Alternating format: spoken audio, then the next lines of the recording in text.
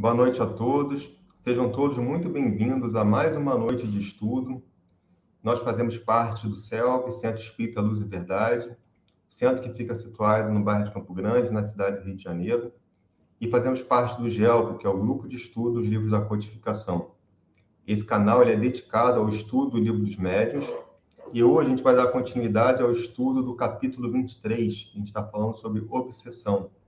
E o item é sobre os meios de combater a obsessão. Então, antes, vamos fazer aqui uma leitura da nossa página. Hoje a gente vai estar lendo uma página do livro Caminho, Verdade e Vida, pelo Espírito Emmanuel, o médium Chico Xavier, e a lição de hoje é de número 13, que é a carne. Se vivemos em espírito, andemos também em espírito. Disse Paulo em Gálatas, capítulo 5, versículo 25. Quase sempre, quando se fala de espiritualidade, apresentam-se muitas pessoas que se queixam das exigências da carne. É verdade que os apóstolos muitas vezes falaram de concupiscência da carne, de seus criminosos impulsos e nocivos desejos. Nós mesmos, frequentemente, nos sentimos na necessidade de aproveitar o símbolo para tornar mais acessíveis as lições do Evangelho. O próprio Mestre figurou que o espírito, como elemento divino, é forte, mas que a carne, como expressão humana, é fraca. Entretanto, o que é a carne? Cada personalidade espiritual tem o seu corpo fluídico, e ainda não percebestes, porventura, que a carne é um composto de fluidos condensados? Naturalmente, esses fluidos, em se reunindo, obedecerão aos imperativos da existência terrestre, no que designais por lei de hereditariedade. Mas esse conjunto é passivo e não determina por si. Podemos figurá-lo como casa terrestre, dentro da qual o espírito é dirigente. Habitação essa que tomará as características boas ou mais de seu possuidor.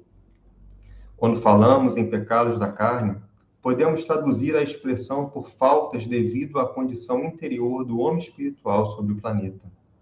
Os desejos aviltantes, os impulsos deprimentes, a ingratidão, a má-fé, o traço do traidor, nunca foram da carne. É preciso se instalar no homem a compreensão de sua necessidade de autodomínio, acordando-lhe as faculdades de disciplinador e renovador de si mesmo em Jesus Cristo. Um dos maiores absurdos de alguns discípulos é atribuir ao conjunto de células passivas que servem ao homem a paternidade dos crimes e desvios da terra, quando sabemos que tudo procede do Espírito. Então, vamos pedir ao nosso amigo Sérgio para estar fazendo a nossa oração inicial. Queridos irmãos, vamos aproveitar esse momento e nos colocarmos em posição de tranquilidade, de paz e de harmonia, para que possamos entrar em contato com os bons espíritos. E vamos dizer assim: querido Mestre Jesus, mais uma vez estamos aqui reunidos em seu santo nome para estudarmos mais um pouquinho desses teus belos ensinamentos. Obrigado, Senhor, pela vida, pela luz, pelos ensinamentos, enfim, por tudo, Senhor. Obrigado, Senhor, por existir casas como esta, onde trazem os seus conhecimentos, nos trazem o acolhimento, a paz e a tranquilidade.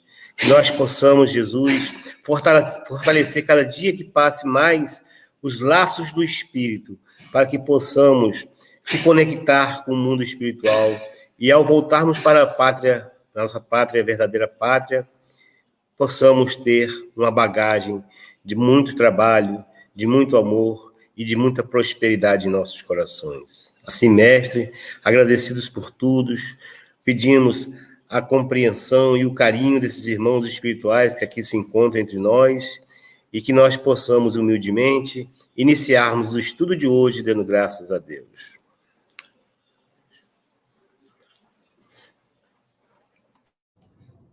Graças a Deus. Vamos dar boa noite aqui a Esther Resulto, ao Tiago Trigo, a Tânia Matos, ao seu Nilton Pereira, a Aline Amorim, a Cristiane de Oliveira, ao Alessandro Souza e a todos os amigos que estão aqui presentes. Uma boa noite a todos. Nós vamos dar continuidade ao estudo que a gente estava fazendo da semana passada sobre o capítulo Obsessão. E hoje nós vamos estar trabalhando, né, o item Meios de combater a obsessão.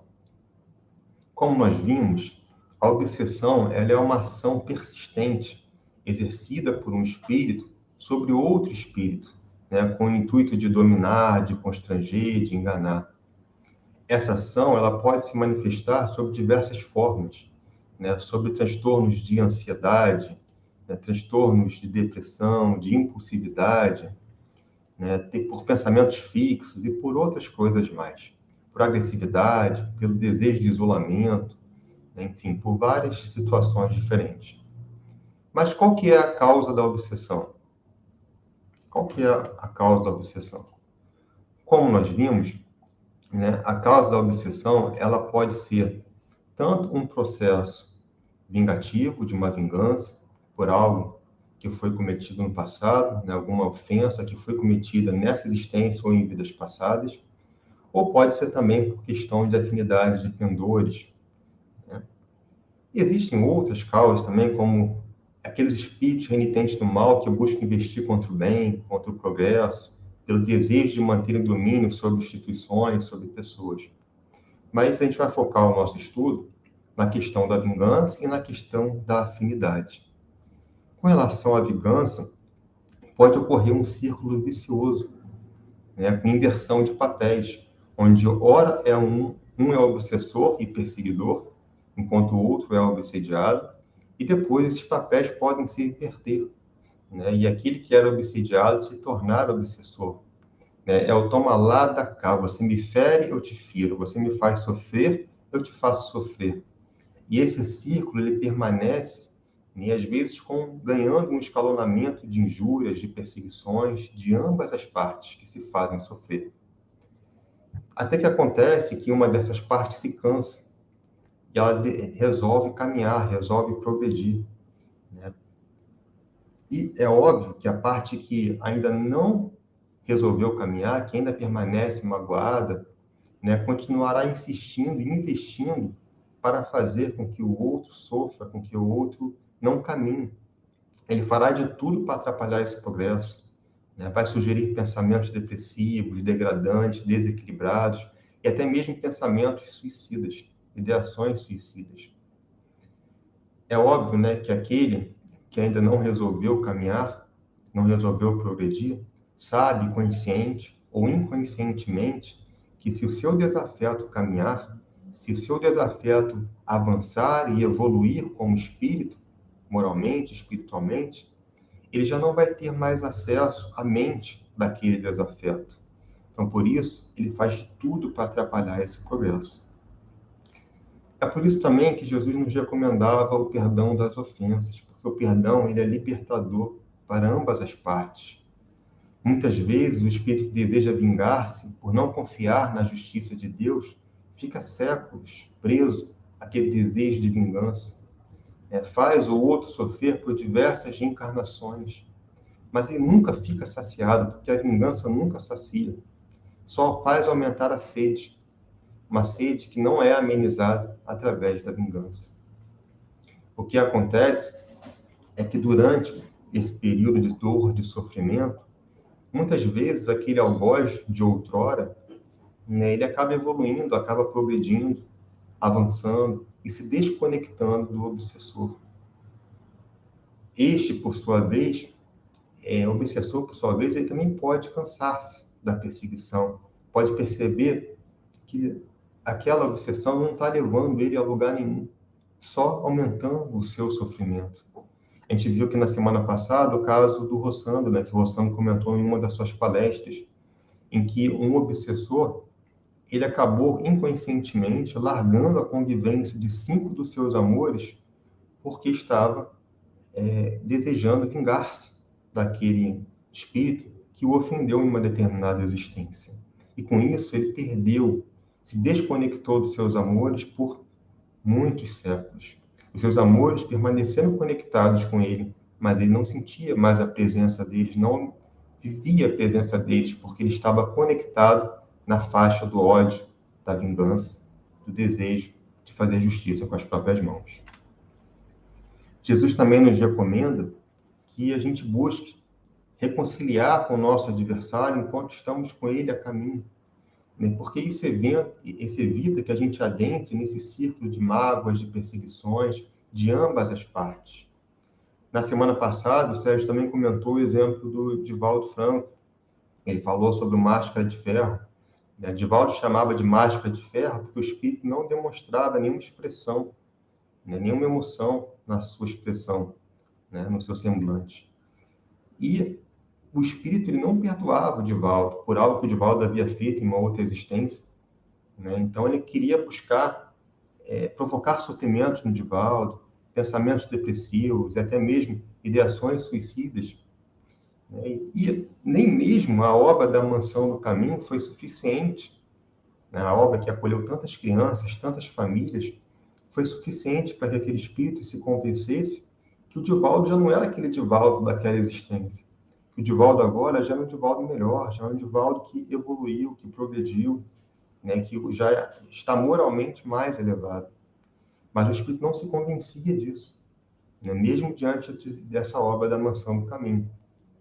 E foi somente quando o Divaldo acolheu a mãe dele, que estava encarnada em situações péssimas, em situações super difíceis, quando o Divaldo deu amor, deu carinho para aquela mãe, que aquele espírito se convenceu.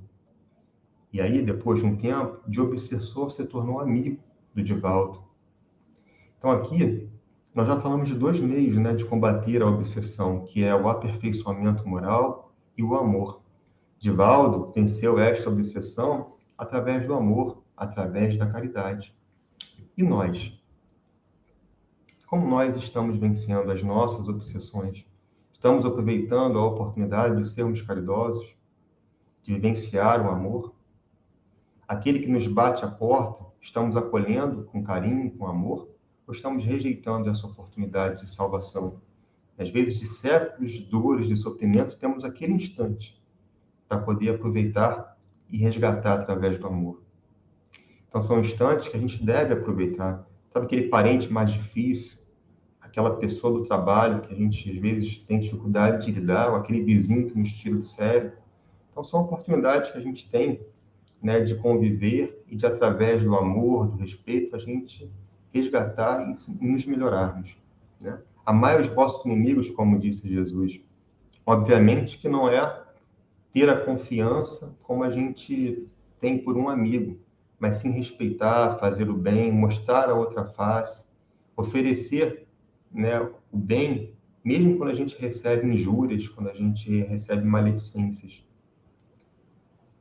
A outra causa da obsessão é a questão da imperfeição moral, né, que abre campo para as influências negativas. Então, é a questão da sintonia vibratória. Funciona como a questão da TV. A gente está recebendo na antena da TV vários canais de frequência. E a gente escolhe em qual canal a gente vai sintonizar, em qual canal de TV a gente vai sintonizar. Com relação aos espíritos, não é diferente. A gente tem a nossa antena mental. Nós pensamos, irradiamos pensamentos que vão numa determinada faixa de vibração, né? Então, a relação com os espíritos, eles funcionam da mesma forma. Nós temos um padrão vibratório que ele é determinado pelas nossas preocupações, pelos nossos pensamentos, pelos nossos sentimentos habituais.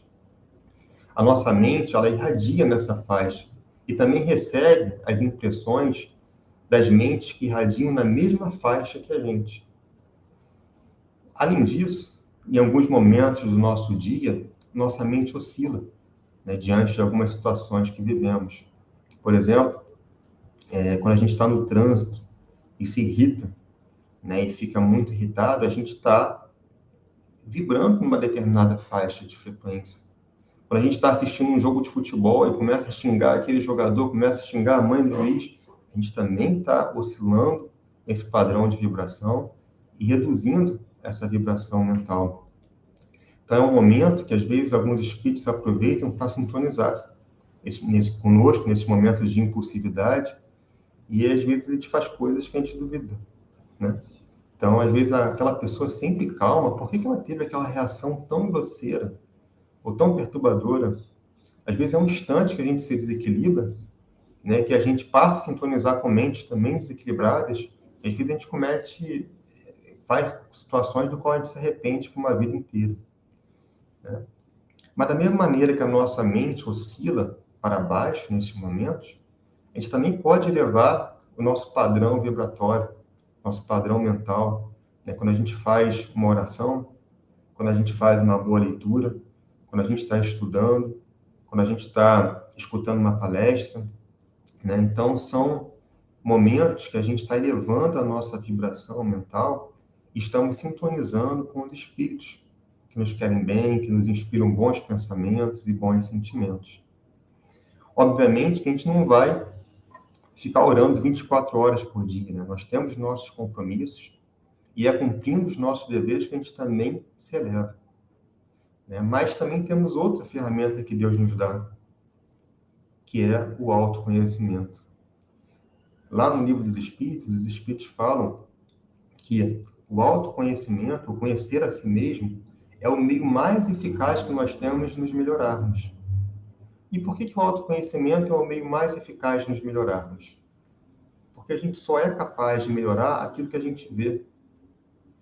Então, conhecendo-nos, a gente vai conhecer as nossas virtudes, vamos conhecer as nossas sombras, vamos conhecer aquilo que a gente precisa melhorar em nós, né?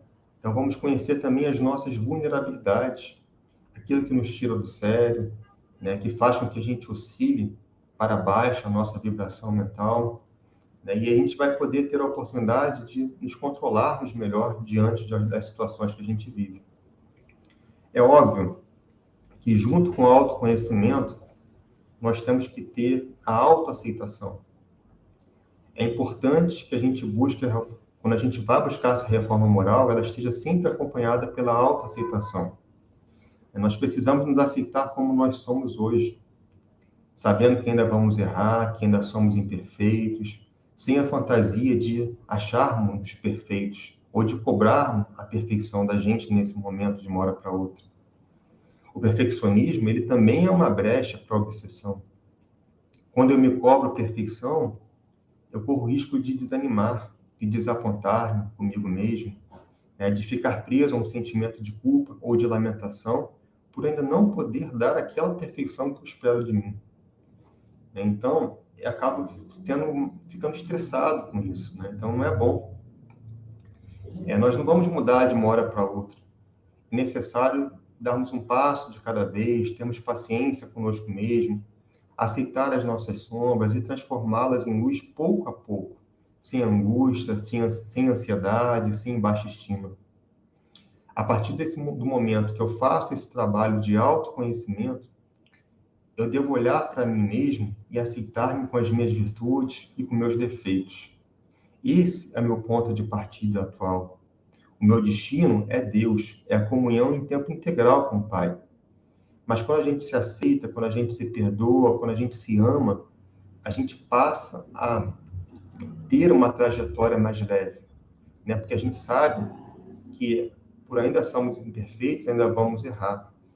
Mas vamos errar buscando sempre acertar, buscando sempre a evolução. Então, sobre os meios de combater a obsessão, nós já falamos sobre o amor, sobre o perdão, sobre a elevação do nosso padrão vibratório através da oração, através do estudo, através da reforma íntima, através da prática do bem. E para terminar, já me estendi aqui bastante, mas para terminar, é importante que a gente sempre tenha em mente que não estamos sozinhos nesse processo. Não importa o quanto imperfeito nós somos hoje, o quão imperfeito nós somos hoje, nós vamos ser sempre amados por Deus. E não há nada que a gente faça que vai mudar isso. É como o amor de mãe. A mãe não ama menos um filho porque ele dá mais trabalho do que outro. Ela ama igualmente os seus filhos. Deus ama igualmente toda a criação universal. Temos também amores encarnados e desencarnados, espíritos que vibram por nós, que torcem por nós, que nos aconselham nos momentos de desprendimento, quando a gente dorme, nos aconselham também nos momentos de vigília, nos inspirando bons pensamentos, bons sentimentos. Agora, compete a nós o livre-arbítrio de decidirmos com quem vamos sintonizar. Quem vamos convidar para a convivência mais estreita na nossa casa mental? Bom, já me estendi muito, eu vou passar para a Ludmila. Existem outras ferramentas que o Espiritismo nos traz, como as reuniões mediúnicas, como a fluidoterapia, os passos, a água fluidificada, o Evangelho no Lar, mas o Sérgio e a Luciana, a Ludmila vão comentar mais sobre isso. Deixa eu só ver aqui, Ludmila, se tem algum comentário. O Renato comentou: o veneno da mágoa, rancor e vingança só destrói a nós mesmos. Na maioria das vezes, guardamos sentimentos negativos por outras pessoas que nem percebendo que nos magoaram, ou seja, veneno de mão única. Isso aí. Pois onde estiver, ele complementou, por onde estiver o meu tesouro, seu tesouro, aí também estará o seu coração. Ludmila. Boa noite a todos. Vocês estão me ouvindo? Estão ouvindo? Agora está funcionando. O item que nós vamos estudar hoje será o item 252 e 253. Esses dois itens, Kardec dá dois exemplos bem interessantes sobre obsessão. Mas antes da gente citar o exemplo, Kardec já inicia com uma frase que foi bem impactante para mim quando eu comecei a estudar, que é a seguinte: as imperfeições morais do obsidiado são frequentemente um obstáculo à sua libertação. Olha que interessante, né? Esse assunto na semana passada já foi assim bem abordado, né? Bastante abordado pela Luciana, o Sérgio, o Humberto, e agora a gente está falando novamente sobre essas imperfeições morais. E aí nós lembramos, né, da autoridade, quando a gente começa a estudar na Gênese, o capítulo relacionado à obsessão, fala-se muito de autoridade moral, né? E o que seria essa autoridade moral?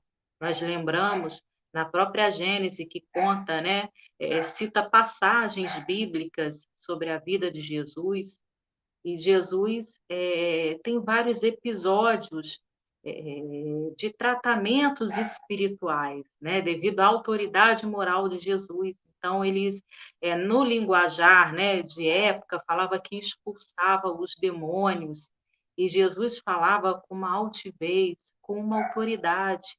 E aí, quando a gente começa a estudar, nós vemos que não foi a palavra que causou o impacto, e sim a autoridade moral de Jesus. Porque a palavra, nós podemos dizer a mesma coisa que Jesus falou. E será que nós conseguiremos fazer o que Jesus fez? Eu lembro quando a gente está na casa espírita, aquelas pessoas que têm uma sensibilidade maior, né?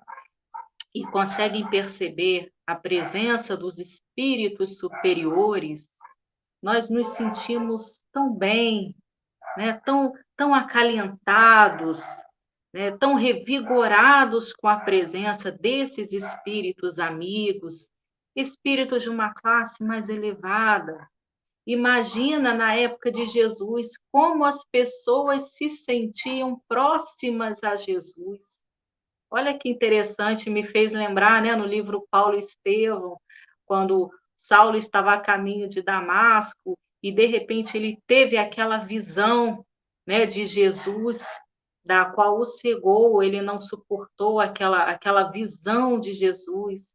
E todas as pessoas, né, os relatos que Jesus era um homem lindo. E quando a gente fala de beleza, nós sabemos que não estava sendo reportada a beleza física de Jesus, porque essa não importa, né? Estávamos falando dessa beleza interior de Jesus, a beleza fluídica de Jesus. Imagina como que deve ser, né? Então, quando a gente fala de autoridade moral, é isso. Só a presença da pessoa já impõe aquilo. Se nós podemos, né, enxergar essa beleza interior, imagina os espíritos. Imagina os amigos que estão no plano espiritual, né? Nós, no plano físico, quantas vezes uma pessoa já nos conforta só da presença dela próxima ao nosso lado? Imagina o mundo espiritual. Então, essa a gente vê a importância da gente manter sempre o pensamento elevado, o pensamento no bem, porque na mesma proporção que nós sentimos energias positivas ou negativas, os espíritos também sentem, né? A diferença é que aqui a gente consegue enganar um pouquinho, né? Que na Terra a gente fala mais mansinho, a gente fala baixinho, a gente engana. Mas o plano espiritual não consegue, a gente não consegue enganar. Então, o primeiro exemplo, que é citado aqui no Livro dos Médiuns, é o seguinte: fala-se que existiam várias irmãs que há muitos anos elas eram atormentadas porque as roupas delas constantemente eram achadas em vários cantos da casa, eram encontradas furadas, rasgadas, né? Às vezes até no teto eles achavam roupa, e elas não conseguiam ter uma explicação para esse fenômeno. A princípio, elas acharam que eram vizinhos, zombeteiros, brincalhões, né? Mas elas perceberam que, na verdade, não eram, porque eles não tinham acesso à casa dessas senhoras. Elas chegaram, por vezes, a trancar as roupas num determinado local, mas não adiantava nada. As roupas permaneciam jogadas no canto da casa, furadas, rasgadas. E aí começaram a pensar que poderia ser alguma influência espiritual, né? Algum outro processo. E aí esse assunto chegou a Allan Kardec, né? E assim diz, né, no Livro dos Médiuns, que não foi difícil achar essa causa, que na verdade realmente era um espírito, né? Assim, ele até usa o termo aqui, evidentemente malévolo, né? Um espírito bem raivoso, bem enfurecido e que realmente ele queria prejudicar essas pessoas ali. Então, a princípio, foram feitas orações, as orações funcionaram bastante nesse quesito, mas Kardec observou que, com o passar do tempo, esse fenômeno voltava. Então, as orações elas melhoravam por um tempo, mas com o passar do tempo voltava a acontecer de novo essas roupas rasgadas, jogadas no canto da casa. E aí ele recebeu o conselho de um espírito superior sobre esse assunto.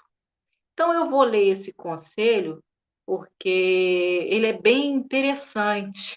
O conselho do espírito superior foi o seguinte: o que essas senhoras têm de melhor a fazer é rogar seus espíritos protetores que não as abandonem.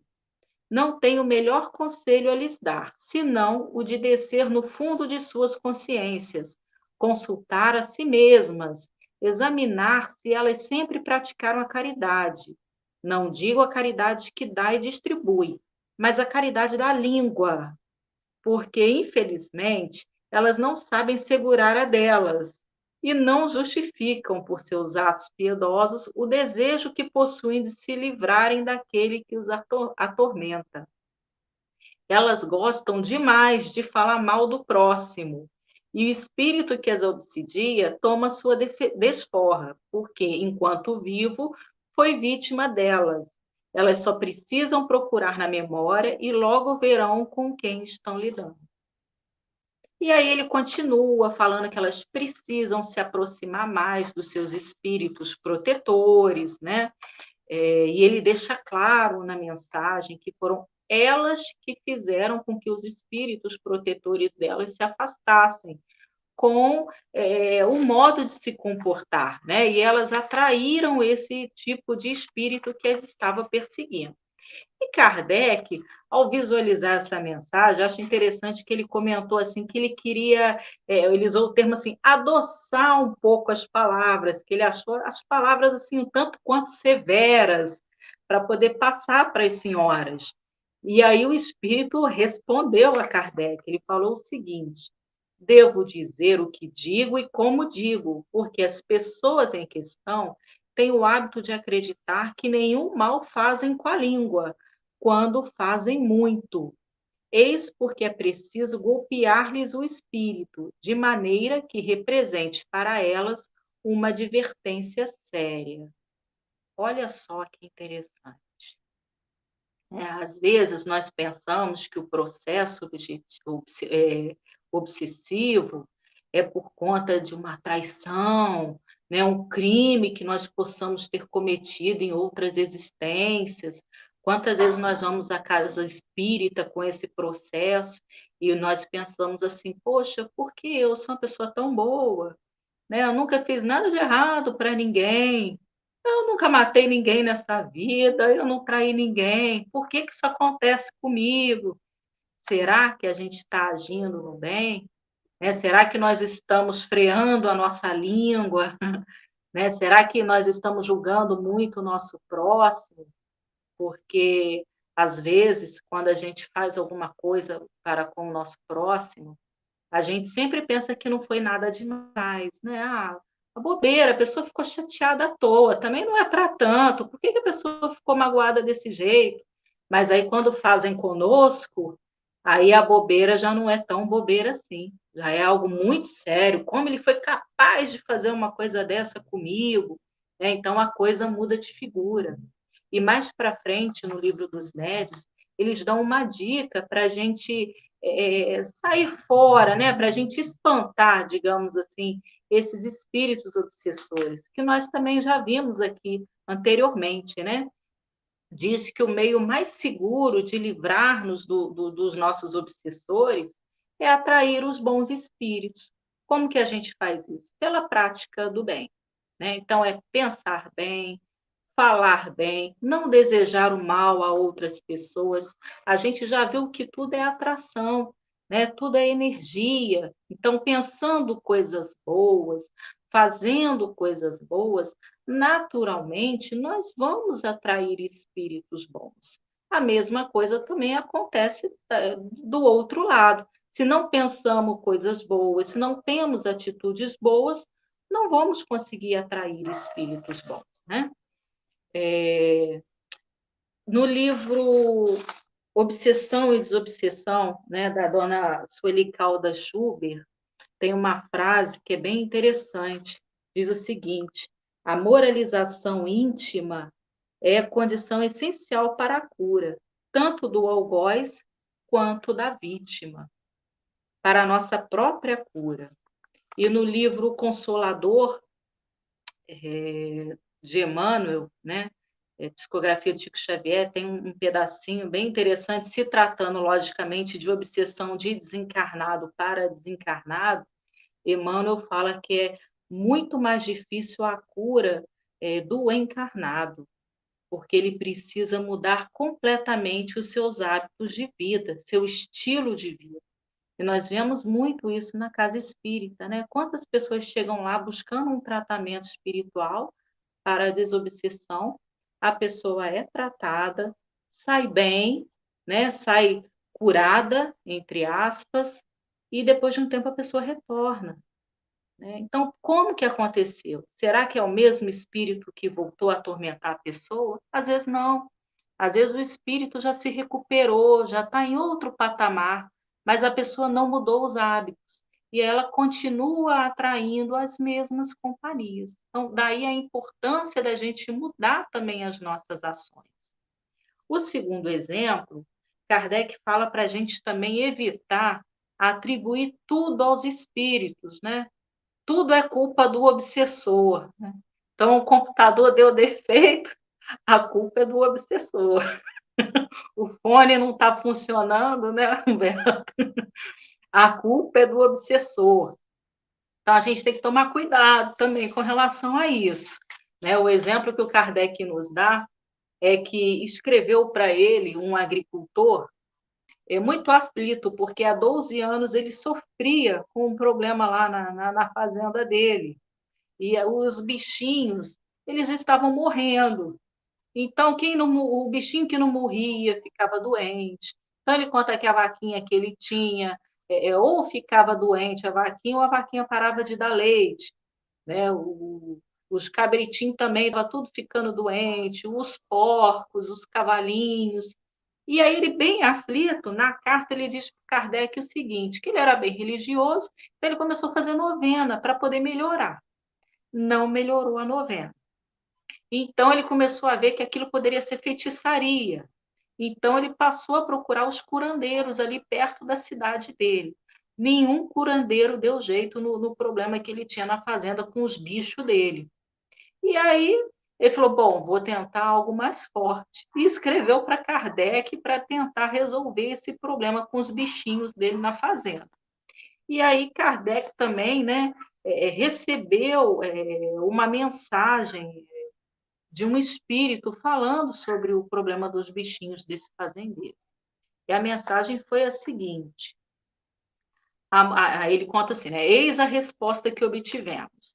A mortalidade ou as enfermidades dos animais deste homem provém de que seus currais estão infectados e ele não o faz reparar porque isto custa dinheiro. Então, olha só, não era problema de feitiçaria, né, como ele achava, não era obsessor, era um problema da terra mesmo, estava tudo infectado, ele só precisaria tratar. Então, também na Gênesis, para encerrar, a Gênese fala para nós que o que provém do corpo tem que ser tratado de uma forma física.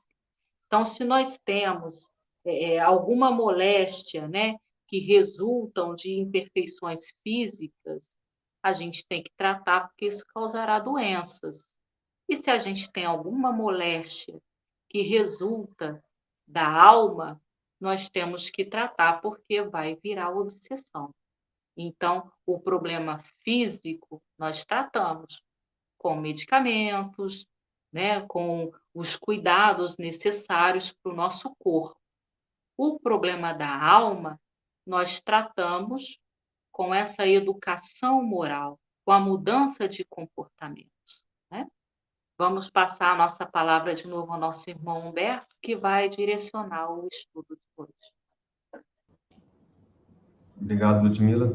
Só dar boa noite aqui primeiro, antes de postar os comentários, para a Silvia Lanes, para a Ana Lúcia, para o Renato, né? A gente até postou o comentário para o Renato, para o Fábio Melo, para a professora Carla, para a dona Ariovaldo, não pode esquecer da dona Ariovaldo, e para todos que estão aqui presentes. Então, vamos lá. Tem 2 comentários, Ludmila. Eu estou com a Luciana na cabeça porque hoje é aniversário dela. A gente pediu para ela um bolo, né? Então, vamos lá. Vou ler para você aqui, Ludmila. A Alessandra escreveu assim. Celular. Todos os dias passamos por provações e por isso devemos nos manter firmes, principalmente na fé, e nos doutrinar cada vez mais para não cairmos em tentação. É verdade, Alessandro, porque assim é muito fácil, né, a gente cair em tentação, né, devido o livro dos médiuns, né, desculpa, a Gênese, eles falam que os espíritos maus eles rondam a Terra justamente por conta da inferioridade moral dos habitantes da Terra. Então, infelizmente, a gente tem que ficar bastante vigilantes, como você falou, porque a tentação, o desejo, né, de cair, ele é muito grande. A gente tem que estar em constante oração e constante vigilância. E tem um comentário do Tiago. O Tiago comentou assim: realmente, a lei de afinidade é uma das leis naturais. Como encarnados, nos aproximamos dos afins. Muito compreensível que também seja assim entre os 2 planos da vida. Certo? Então, a gente vai caminhar aqui para o Sérgio, que vai dar continuidade ao estudo. Boa noite, queridos irmãos. É sempre com muita alegria que a gente participa desse estudo e com esses comentários bacanas aqui fica mais fácil ainda, né? Esse item que nós vamos estudar agora, e que nós já estamos falando aqui, é o finalzinho, né, desse capítulo das obsessões, né? Que ela se direciona mais focada a obsessão ao médium, né? Ao trabalho da mediunidade, né? Então, muito interessante, tudo já foi falado aqui, muito bacana. O Tiago, ele praticamente resumiu aqui, Humberto, todo o estudo aqui, né? Que é a lei de afinidade. Então, nós vamos até pegar esse gancho do Tiago aqui, Tiago. Obrigado aí, Tiagão. E vamos dar uma pincelada nisso aqui. E olha só como é que Kardec, mesmo com todos esses conhecimentos, né, que Kardec nos passou, ele ainda insiste em certas perguntas. Kardec era bem insistente mesmo, né? E os espíritos gostavam muito disso, porque era isso que eles queriam, né? Trazer o conhecimento. Então, Kardec, ele insistia. Olha a pergunta que Kardec faz, lá no item 254, né?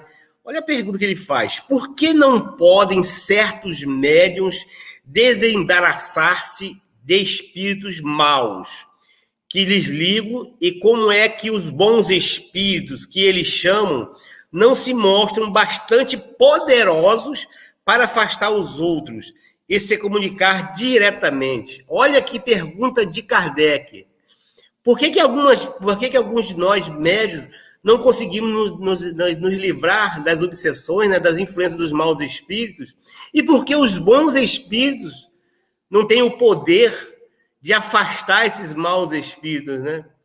Kardec foi bem ali, né? Foi bem em cima da ferida. Aí o Tiago já respondeu ali, né? A lei de afinidade é justamente isso. Então, os espíritos respondem que não é questão de poder dos bons espíritos, dos espíritos de luz. Eles têm o poder de afastar os espíritos, e como assim os fazem muitas das vezes, né? Quando nós estamos sendo obsediados, quando algum espírito está nos atrapalhando e nós estamos ali lutando, fazendo nossas orações, trabalhando no bem, os bons espíritos muitas das vezes afastam esses espíritos, sim.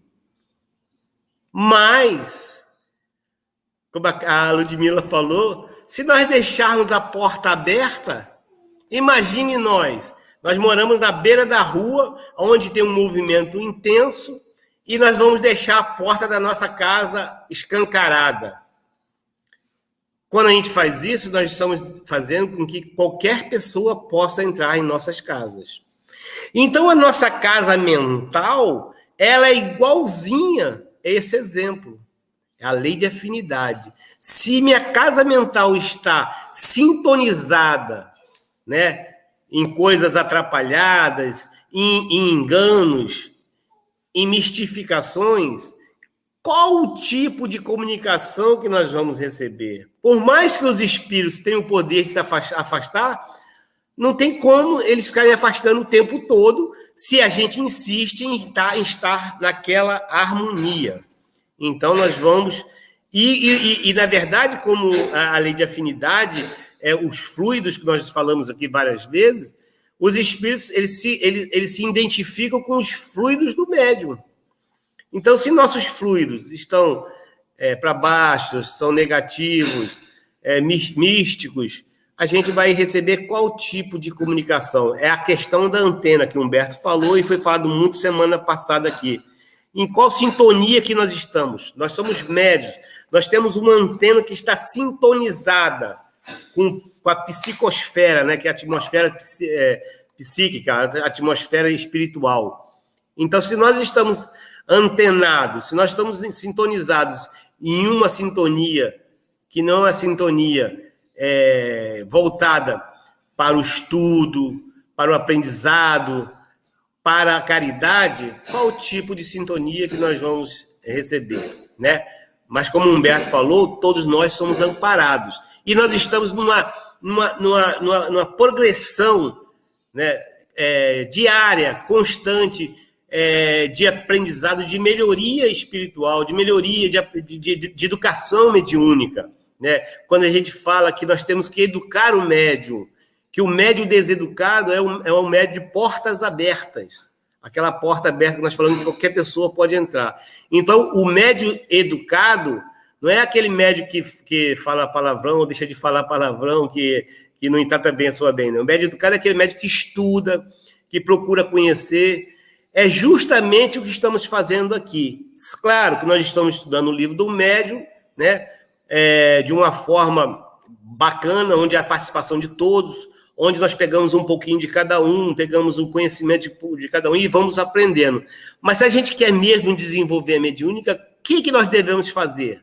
Buscar o coordenador dos trabalhos mediúnicos e pedir para ingressar no estudo de desenvolvimento mediúnico. E lá nós vamos estudar profundamente essas questões mediúnicas e começar da prática também. Então, é uma sucessão de desenvolvimento.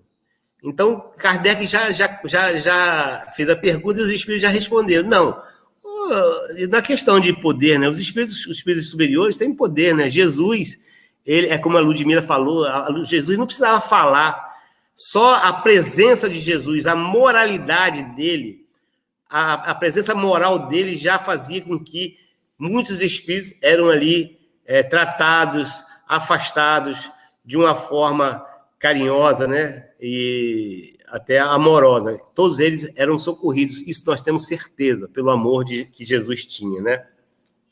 E tem uma outra pergunta também que Kardec fez, que tinha pessoas de mérito, né? De irrepreensível moralidade, e que, apesar de tudo, se veem impedidos de comunicar com os bons espíritos. Olha que pergunta interessante. Tem pessoas que a gente vê ali, né, que tem aquele jeito de se comportar bacana, que fala direito, que é educado, mas mesmo assim não consegue comunicação com os bons espíritos. Como é que pode isso? Aí os espíritos já respondem a primeira frase. É uma aprovação. Aprovação. O que é aprovação? Você é colocado em prova para ver se você é realmente isso que você quer? É realmente isso que você está buscando? Né? E muitas das vezes ele ainda fala o seguinte, que muitas pessoas se mostram, né, como a Ludmila falou aqui, a gente pode enganar muitas vezes, né? Eu posso me parecer, o Sérgio pode parecer uma pessoa tão bacana, tão boazinha, tão simpático, mas fora da casa espírita, fora aqui do estudo, é uma pessoa grosseira, é uma pessoa que está falando mal dos outros. Então, eu posso ter uma máscara, né? Mas para os espíritos não existe máscara, não é mesmo? Então, a gente tem que ter esse cuidado também, porque muitas das vezes a gente pode ter uma impressão errada daquele irmão. Não que nós vamos ficar julgando, e são os espíritos que estão falando, tá? Não é o Sérgio que está falando, não. Às vezes nós mascaramos uma personalidade de qual nós não somos, né? Às vezes, no nosso íntimo, é que nós vamos entender o que passa no nosso íntimo. O que nós estamos vendo? O que nós estamos lendo? O que nós estamos falando? O que nós estamos proferindo? Nós somos contra isso, contra aquilo, mas de que forma a gente se coloca? Como cristão ou como acusador? Ou como aquela pessoa que está ali se achando acima de tudo, né? A gente, às vezes, se acha na moral. Não, eu sou espírita, então isso aqui é errado, não pode fazer, quer dizer, acusando. Quem somos nós, né? Quem somos nós? Somos aprendizes. Então, ele ainda fortalece dizendo, haverá na Terra alguém que possa dizer-se perfeito? Né? Já mata aí, né? Nós vivemos num mundo de quê? De provas e expiações. Então, haverá na Terra alguém que possa dizer perfeito? Ele já mata. Claro que não, né? Claro que não. Se nós estamos vivendo num mundo de provas e expiações, somos espíritos ainda em desenvolvimento, somos espíritos ainda ignorantes, que ignoramos muitas das questões das leis divinas, né? Tanto é que muitas questões que nós colocamos para os espíritos, muitas das vezes eles até dizem assim, no momento não existe nada que eu possa comparar na Terra para explicar essa situação. Você vê desde como nós estamos atrasados, né? Às vezes nós queremos entrar na intimidade até de Deus, né? Aí os espíritos dizem, não, isso aqui não dá para vocês, não tem como explicar a intimidade de Deus. Então, há muitas coisas. Então, nós estamos dentro de um mundo de provas e expiações. E que nós estamos aqui lutando para tirar esse homem velho, né? Esse homem, essa pessoa que ainda carrega a vaidade, o egoísmo, e isso existe dentro da casa espírita, existe sim, porque somos espíritos imperfeitos, estamos trabalhando para melhorar. Então nós estamos nessa briga, lutando para tirar esse homem velho, e aos pouquinhos nós vamos conseguindo, nós vamos eliminando um pouquinho aqui, um pouquinho ali. Hoje muitas das coisas que me aborreciam antigamente já não me aborrecem mais, eu já consegui superar, né? E dos exemplos é no trânsito, tá, Humberto? Hoje eu já consigo superar no trânsito, eu já consegui substituir a chateação por uma oração, por uma compreensão, mas outras coisas ainda me chateiam, Humberto. Outras coisas ainda me chateiam, me aborrecem, me tiram do sério. Então eu tenho que trabalhar em cima dessas coisas. Então, o bacana da doutrina espírita, meus irmãos, é isso, que a doutrina espírita não passa um verniz, ela mostra a realidade e mostra para a gente, olha, não é fácil, não vai ser fácil, não. Jesus já dizia lá, né? E os espíritos corroboram por isso. Não é fácil tirar esse homem velho, fazer essa mudança. Não é fácil, mas não é impossível. Né?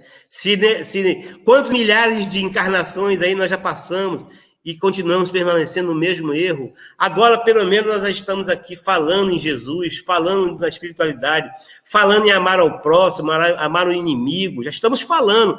Provavelmente, às vezes, não conseguimos ainda amar o inimigo, mas já estamos falando nisso, já estamos estudando isso, já estamos nos esforçando.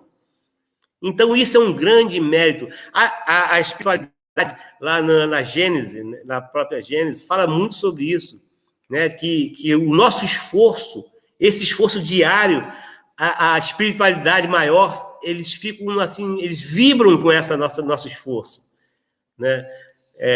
Vibram muito. Como eu já disse aqui várias vezes, os espíritos nos falam. Antigamente a gente pensava, quando alguém dava uma fechada na gente, né, Humberto? A gente ia lá e dava uma fechada no irmão também. Então, com o tempo, a gente leva uma fechada, isso é um exemplo, tá, irmão? Não estou dizendo que todo mundo faça isso. Hoje, com o tempo, a gente já ia estudando, fazendo palestra, participando de reunião, participando de congresso, estudos. A gente leva uma fechada, conta até 10, pensa em dar uma fechada no cara, mas a gente não dá a fechada no irmão. Aí a espiritualidade vibra com isso. Porque antes nós pensávamos e fazíamos. Hoje a gente já pensa e já não faz mais. E agora, a gente, com o tempo, a gente nem pensa mais em dar a fechada. Ou esse irmão está passando por alguma situação difícil, ele está passando por alguma necessidade, ele está com alguma pressa. Então, vamos deixar o irmão ir embora. Né? E quantas vezes aconteceu o irmão dar uma fechada na gente, a gente não fala nada, fica quietinho, às vezes ele passa do nosso lado, já aconteceu isso comigo, passa do nosso lado, abre o vidro e pede desculpas. Olha, não te vi, irmão, né? Desculpa, não, tudo bem, não foi nada não. Imagine se esse irmão, a gente tivesse proferido uma palavra, né? Uma palavra negativa para esse irmão, né? O que a gente teria provocado? O cara foi ali e pediu desculpa para você. No entanto, você poderia ter arrumado uma encrenca, uma briga, uma confusão, juntado mal irmãozinhos ainda mais inferiores para que piorasse a situação, né? Chico tem um exemplo desse, né? Que Chico, ele foi parado, ele tinha uma reunião, ele estava saindo de uma reunião e tinha que correr para uma outra reunião, estava apressadíssimo, estava atrasado. Aí, ao sair do centro, que ele ia para outro local, fazer o estudo, uma senhorinha se aproximou dele e disse: Chico, eu precisava muito falar contigo. Aí Chico: minha irmã, hoje eu não posso, eu estou atrasado, outro dia a gente conversa, minha irmã. Não, Chico, eu preciso muito falar contigo, eu preciso muito, muito, muito falar contigo, Chico. Mas, minha irmãzinha, hoje eu não posso, né? Hoje realmente meu tempo está em cima. Aí Emmanuel, né? O Emmanuel, que tem aquela delicadeza maravilhosa, foi no ouvido de Chico: para e ouça essa senhora. Mas o Chico não estava fazendo maldade, é porque realmente ele tinha um compromisso, mas ele não se atentou. Aí Chico parou: não, então vamos, o que foi, minha senhora? Aí a senhora contou lá o problema dela, Chico deu uns conselhos para ela, ela ficou muito feliz. Ele falou: me desculpa a pressa, mas depois ela me procura, a gente conversa mais. Mas ela ficou muito feliz, reconfortada. E saiu, aí Chico saiu andando, correndo. Aí Emmanuel falou, Chico, dá uma paradinha. Aí Chico parou, olha para trás e veja o que está acontecendo. Quando o Chico olhou para trás, ele viu aquela irmã emanando vários raios de luz, diversas cores, para Chico. Aí Emmanuel falou para ele, imagina se você não tivesse parado para ouvir aquela irmã, qual tipo de energia que ela estaria te mandando. Então, olha que bacana, né? Então, isso é uma realidade. Então, é o dia a dia. É como o nosso irmão Alessandro falou. É no dia a dia que a gente tem que estar tendo cuidado, né? Nas pequenas coisas, né? É proibido assistir o futebol? Não. Mas não precisa xingar a mãe do juiz, tadinha, já é muito xingada. Não tem necessidade disso. A gente pode torcer, vibrar, que é gostoso, faz parte da vida, faz parte da nossa vida material. Mas não tem necessidade de nós desejarmos mal ao adversário, que na verdade não é um inimigo, é um adversário do esporte, né? E quem pratica esporte, né? Como eu já pratiquei, a minha vida inteira eu pratiquei esporte, a gente aprende isso. O esporte é importante também. Você aprende que aquele rapaz está ali, aquele competidor que está ali à sua frente, não é seu inimigo. É apenas um adversário na modalidade em qual você está competindo. E que é saudável, né? Tanto é que hoje, né, as práticas de esporte mudaram muito, as pessoas se cumprimentam ao ser derrotado, o vencedor cumprimenta o derrotado, tem gestos até bonitos, né? Ajudam, consolam até o derrotado. Então, é isso que nós devemos fazer, né? E tem uma outra coisa interessante aqui, que Allan Kardec pergunta, não se pode também combater a influência dos maus espíritos moralizando-os? Ele pergunta se pode combater os maus espíritos moralizando-os, trazendo a moralidade.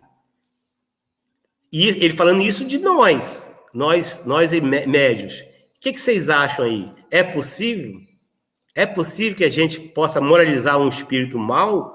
Mal que a gente fala aqui, é interessante que a doutrina espírita explica isso. Quando ele fala mal aqui, é para diferenciar mal do bem. Mas, na verdade, não existe espírito mau, existe espíritos ignorantes, que ignoram o bem, porque o mal não existe, né? Então, é possível isso? Claro que é, né? A gente vê lá na casa espírita, nas sessões mediúnicas, o que é feito, né?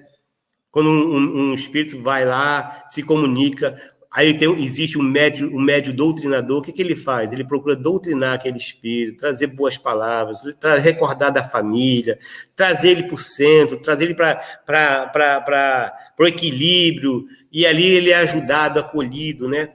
E ele fala aqui que sim, deve ser, sim, o médium ele é capaz de fazer isso, sim.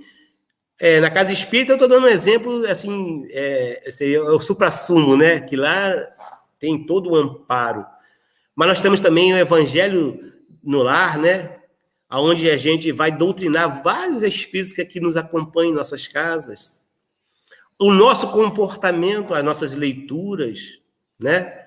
Quantos irmãozinhos nossos ficam ali torcendo para que a gente pegue um livro ali bacana, que a gente lê, que participe de um estudo como esse. Quantos irmãozinhos agora estão participando desse estudo com a gente? Quantos?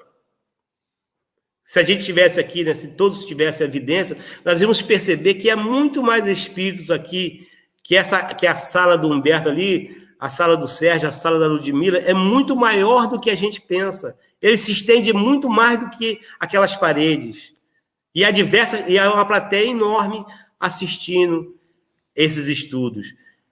Desses irmãos que aqui estão, que ainda estão em aprendizado. E ele completa ainda que muitas das vezes esses irmãozinhos nossos que estão na ignorância conseguem ouvir muito melhor a gente do que um espírito de luz. Porque estão na mesma sintonia. Então, muitas das vezes, eles se afastam até dos espíritos de luz por medo, por desconhecimento, né? A gente vê isso lá no nosso lar, né? Quando os espíritos de luz vão socorrer nos mensageiros, nos missionários, e que eles têm que diminuir a sua luz, abafar a sua luz para que possa socorrer aqueles irmãos. E aonde os espíritos de luz mais ajudam esses espíritos? Nas casas espíritas, nas casas religiosas, na igreja católica, na igreja evangélica, né? Vários outros templos. Ali eles aproveitam aquelas reuniões e levam muitos espíritos que precisam escutar, principalmente a questão material, né? Da voz material, do entendimento material. E ali, muitos dali começam já a caminhar pelo seu caminho mais reto e são socorridos. Então, nós somos muito utilizados. Então, por isso que a gente tem que ter muito cuidado, como diz aí o nosso irmão Alessandro, e foi dito por todo mundo. O médium, ele tem uma responsabilidade incrível, né? E eu peguei algumas só porque algumas se repetem no estudo, e se não seja... Essa parte que 254 daria para fazer um estudo de 1 hora aqui tranquilamente, porque ele é bem extenso. E ele pergunta também que se deve pensar dos que, vendo um perigo qualquer no espiritismo, julgam que o meio de preveni-lo seria proibir as comunicações espíritas. Ele pergunta isso para os espíritos, né? Que deve pensar, né, daquelas pessoas que julgam que as comunicações espíritas são perigosas, então vamos proibir as comunicações espíritas. A partir de amanhã, o Luz e Verdade não vai ter mais comunicações. Aí ele fala que, tudo bem, você pode até proibir, né, um ou outro de se receber comunicações, mas como você vai proibir as manifestações espontâneas? São manifestações espontâneas, né? Então, esse laço que existe entre o mundo visível, né, e o invisível, né, o mundo material e o mundo espiritual, ele já está aberto há muito tempo. Isso muito antes até antes de Cristo, né? Muitas pessoas já eram médiuns ali, já proferiam a mediunidade de forma fantástica, né? Nós temos vários casos na história aí, né? Então, isso não se é possível, mas não se é possível de jeito nenhum. E nós temos aqui uma coisa, Humberto, muito interessante, Ludmila, que a gente vai falar aqui um pouquinho lá do Auto de Fé de Barcelona.